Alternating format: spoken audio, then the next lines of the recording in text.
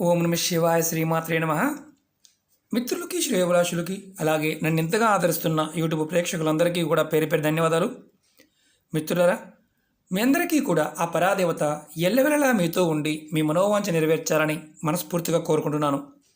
ఈరోజు మనం మన వంటగదిలో ఉండే ఒక వస్తువును ఉపయోగించి నిత్య జీవితంలో ఎదుర్కొనే అనేక రకాల సమస్యల నుండి ఎలా బయటపడాలో తెలుసుకుందాం. ఆ పదార్థం జీలకర్ర. మన పప్పుల డబ్బాలో ఉండే అద్భుతమైన పదార్థం. ఆరోగ్యపరంగా ఆయుర్వేదంలో ఎన్నో రకాల ప్రయోగాలకి వినియోగించే పదార్థం. తాంత్రికంగా కూడా ఈ పదార్థానికి అద్భుతమైన స్థానం ఉంది. చాలా రకాల పూజల్లోనూ అలాగే ప్రయోగాల్లో దీన్ని వాడుతూ ఉంటారు. మనం రాత్రి పడుకునే ముందు ఈ పదార్థం అంటే జీలకర్రతో ఈ ప్రదేశంలో పెట్టి పడుకోవడం వల్ల అద్భుతం చూస్తారు. ఆశ్చర్యంగా అనిపించవచ్చు. ఎలా చేయాలి, ఏ విధంగా చేయాలి తెలియచేస్తాను.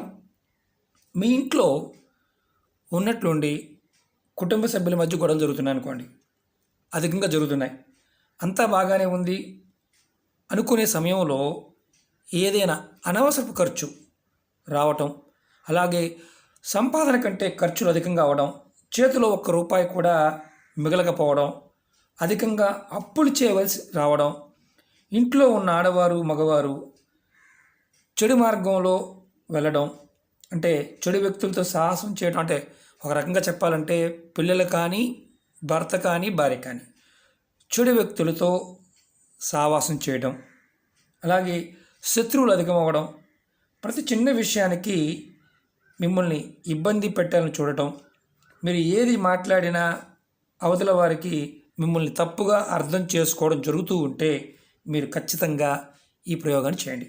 అలాగే ఇటువంటి సమస్యలతో బాధపడుతున్న వారు ఎవరైనా ఈ ఉపాయాన్ని చేయవచ్చు. ఎలా చేయాలో చెప్తాను. మీకు ఈ వీడియో నచ్చినట్లయితే లైక్ చేయండి, నా ఛానల్ని సబ్స్క్రైబ్ చేసుకోండి, పక్కనే ఉన్న గంట సింబల్ని యాక్టివేట్ చేసుకోండి, 10 మంది మిత్రులకి షేర్ చేయండి. ఆడవారైనా మగవారైనా ఈ ఉపాయాన్ని చేయవచ్చు.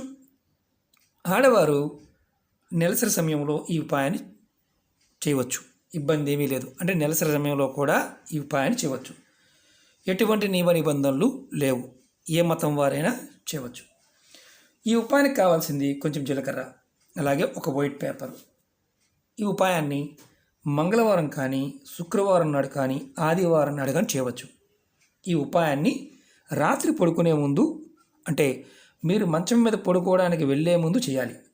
అన్ని పనులు పూర్తయిపోయిన తర్వాత మీరు మంచం మీద పడుకోవడానికి వెళ్ళే ముందు ఒక స్పూన్ జీలకర్ర తీసుకోండి, ఒక వైట్ పేపర్ తీసుకొని, వైట్ పేపర్ మాత్రమే వాడాలి, దానిలో మీరు వేసి చక్కగా కట్టండి. చూపిస్తాను మీకు నేను ఎలా చేయాలో.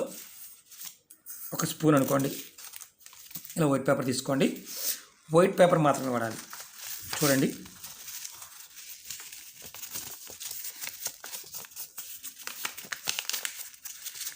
దీన్ని ఇలా లోపలికి మడత పెట్టండి.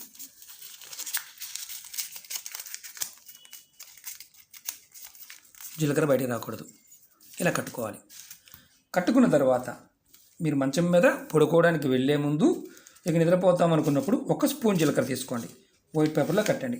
దానిపైన ఏ సమస్యతో అయితే ఇబ్బంది పడుతున్నారో ఆ సమస్య రాయండి. అంటే ధన సంబంధ సమస్యలను చూపిస్తాను. ధన సంబంధ సమస్య అనుకోండి, ఇక్కడ ధనం అని రాయండి. నేనేమి రాయట్లేదు, మామూలు ఎక్సెల్ చూపిస్తున్నాను ఇలా. అలాగే మీరు అంటే ధనానికి సంబంధించి సమస్య అయితే ధనమని, శత్రువుల వల్ల ఇబ్బంది పడుతూ ఉంటే శత్రువు అని, కుటుంబ సభ్యుల మధ్య గొడవలు తగ్గాలి అనుకుంటే గొడవలు తగ్గాలి అని చిన్నగా రాసుకోండి. తర్వాత ఈ పొట్లాన్ని మీ తల చుట్టూ 7 సార్లు తిప్పుకోండి. ఎవరైతే సమస్యతో బాధపడుతున్నారో, ఎవరైతే ఇబ్బందులు పడుతున్నారో వారి తల చుట్టూతా 7 సార్లు అంటే క్లాక్ వైజ్ తిప్పుకోండి, యాంటీ క్లాక్ వైజ్ కాదు, క్లాక్ వైజ్. తర్వాత ఈ పొట్లాన్ని మీ దిండి కింద పెట్టుకొని పడుకోండి. ఉదయం నిద్రలేచిన తర్వాత మీరు స్నానాది కార్యక్రమాలు ముగించుకొని ఈ దిండి కింద పెట్టిన పొట్లాన్ని తీసి మీ ఇంటి బయట లేదా మీ బాల్కనీలో లేదా మీ డాబా పైన, ఇండివిజువల్ హౌస్ అయితే పైన పొట్లాన్ని పెట్టి దానిపైన కొంచెం కర్పూరాన్ని పెట్టి చూపిస్తాను. ఇలా కొంచెం కర్పూరాన్ని పెట్టి, ఏ కర్పూరం అని పర్వాలేదు, ఇబ్బంది లేదు, ఇలా కర్పూరాన్ని పెట్టి ప్యాకెట్ పైన మీరు దీన్ని వెలిగించాలి. ఇంటి బయట వెలిగించాలి, ఇంటి లోపల మాత్రం కాదు, ఇంటి బయట వెలిగించాలి. వెలిగించే ముందు మీ ముఖం దక్షిణ వైపు ఉండాలి. మీరు నిలబడ్డారో మీ ముఖం దక్షిణ వైపు చూస్తూ ఉండాలి. పొట్లను వెలిగించిన తర్వాత మీరు బాగా గుర్తుంచుకోవాల్సింది ఏంటంటే, వెలిగించి దక్షిణ వైపు మీ ముఖం పెట్టి వెలిగించి మీరు ఇంట్లోకి వచ్చేయాలి. ఇంట్లోకి వచ్చిన తర్వాత మీరు కాళ్ళు చేతులు కడుక్కోండి. ఇంటి బాల్కనీలో కానీ, ఇంటి బయట కానీ, అలాగే ఇంటి పైన కానీ, అంటే ఇండివిజువల్ బిల్డింగ్ అయితే పైన కానీ ఇది చేయవచ్చు. బాల్కనీలు కూడా చేయవచ్చు.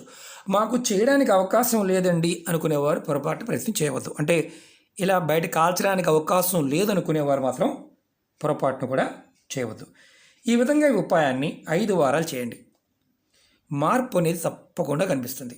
అంటే మనకు సహజంగా కొన్ని అనుమానాలు ఉంటాయి. మనం ఈసారి ఈ కోరిక రాసామండి, రేపు ఇంకొకటి రాసుకోవచ్చా? అలా కాదు. మీరు మొదటి వారం ఏదైతే రాస్తారో మీ సమస్య తీరే వరకు 5 వారాలు అదే రాయాలి. మీరు ఈరోజు చేశారు, తర్వాత ఆదివారం నాడు చేశారు, మీరు మళ్ళీ నెక్స్ట్ ఆదివారం చేయండి. అలా అంతేగాని వరుసగా 3 రోజులు చెప్పారు కదా, 3 రోజులు చేయవచ్చా అని అనుమానం వస్తుంది. అలా చేయకూడదు. ఆదివారం నాడు చేస్తే ఆదివారం నాడు చేయాలి. అది గుర్తుంచుకోండి. ఇది ఎవరైనా చేయవచ్చు, మతానికి సంబంధం లేదు.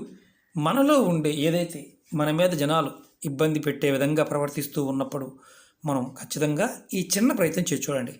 మన ఇంట్లో పదార్థమే కదా, మనకి చిన్న చూపు ఉంటుంది. ప్రయత్నపూర్వకంగా చేయండి. ఖచ్చితంగా ఫలితం వచ్చి తీరుతుంది. ఇది ధనానికి సంబంధించి లేకపోతే ఇంకొకటి అని కాదు. మీరు ఏదైతే సమస్యలు ఉన్నాయో దానిలో ఒక్కటి మాత్రమే, ధనమైతే ధనం, శత్రువు అయితే శత్రువు, గొడవలు అయితే గొడవలు, అలా రాసుకొని మాత్రమే చేయాలి. ఇది కూడా రాత్రి పడుకునే ముందు చేయాలి. అది కూడా కొంచెం జీలకర్ర, మన ఇంట్లో ఉండేది, పెద్ద ఖర్చు అయ్యేది కూడా కాదు. మరి కాల్చిన బూడిదని ఏం చేయాలి? మరి ప్యాకెట్ కాల్చాం కదా, అది మిగిలిపోయింది కదా, దాన్ని ఏం చేయాలి? దీన్ని మీరు తీసి డస్ట్బిన్లో కానీ డ్రైనేజీలో కానీ పడవేయవచ్చు. లేదా మీకు డస్ట్బిన్లో అంటే బయటికి వెళ్ళే అవకాశం లేదనుకోండి, మీ టాయిలెట్ షింక్లో పడేసి మీరు నీళ్లు పోసేయచ్చు. ఇది ఎటువంటి భయపడాల్సిన అవసరం లేదు. కానీ గుర్తుంచుకోవాల్సింది ఏంటంటే, చేసిన తర్వాత మీరు వెలిగించిన తర్వాత అక్కడ నిలబడకూడదు, ఇంట్లోకి వచ్చేయాలి. అది పూర్తిగా అయిపోయిన తర్వాత మీరు ఈ పని చేయవచ్చు. ఓకే మిత్రులారా, మీకు ఈ వీడియో నచ్చినట్లయితే లైక్ చేయండి, నా ఛానల్ని సబ్స్క్రైబ్ చేసుకోండి, పక్కనే ఉన్న గంట సింబల్ని యాక్టివేట్ చేసుకోండి, 10 మంది మిత్రులకి షేర్ చేయండి. మళ్ళీ చెప్తున్నాను, చాలామంది మిత్రులు మెయిల్స్లోను కామెంట్స్లోను అడుగుతూ ఉన్నారు, మాకు వీడియో చూస్తున్నామంటే పూర్తిగా చూసాము కానీ అర్థం కావడం లేదు, మేము ఎలా చేయాలి?